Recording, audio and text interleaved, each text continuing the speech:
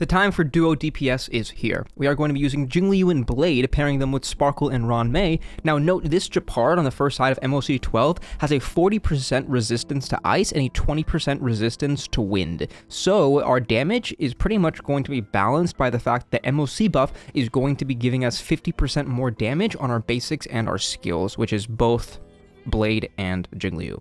For the builds, Jingliu is 31% crit rate, meaning that she's going to go to 41 and then 91. So hopefully we don't miss too many crits. Now she's on full attack pieces, which might be a slight damage loss because of the amount of attack she gains herself, but because Sparkle and Ron Mei only give damage percent, it does balance out slightly. Now Sparkle is 123 speed.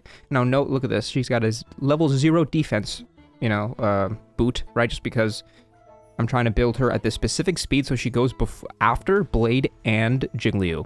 Now, Ron Mei is going to be on Keel, just like Sparkle, so we are going to get 20% extra crit damage to both Blade and Jingliu.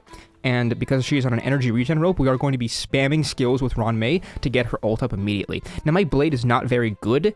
His relics are also pretty terrible, I gotta say. So he's on speed and wind damage, which is a terrible wind damage piece. So at the end of the day, my Blade is only 6,300 HP, but he should get the job done. So let's see how the showcase goes. Starting off the fight, we're going to be using all of our techniques and finishing off with Blade's sword.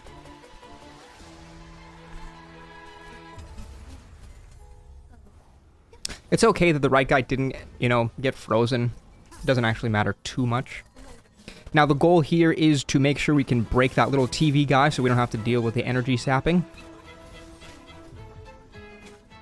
Beautiful.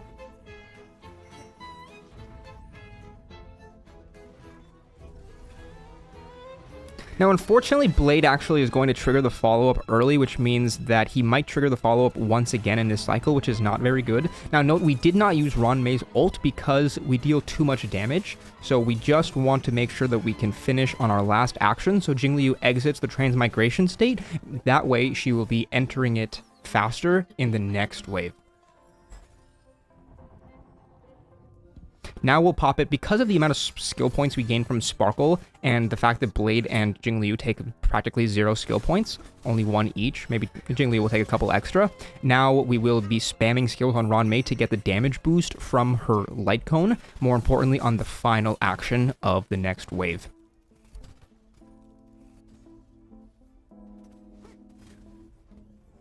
That's good that Blade got hit. We're trying to make up for the fact that we did, unfortunately, trigger the follow-up twice in the last wave, which was not really the goal.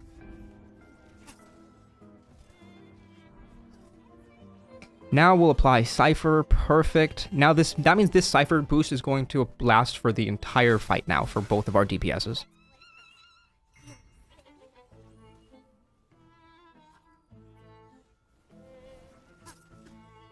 That was a nice crit. We just need one of her skills to crit, and then we reach the damage threshold to 0 cycle.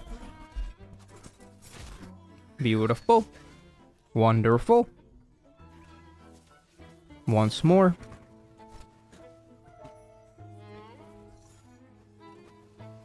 Now, if this hits Blade, perfect. So since this hit Blade, that means that now we can get 2 more instances, and now we can actually trigger his follow-up once more, which is wonderful.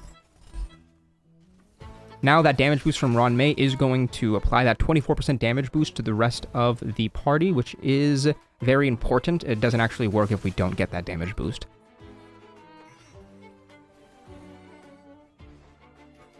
No, I kind of just kept Blade's ult just for fun, because it's not like we're going to get 2, so I just wanted to save it for the very end.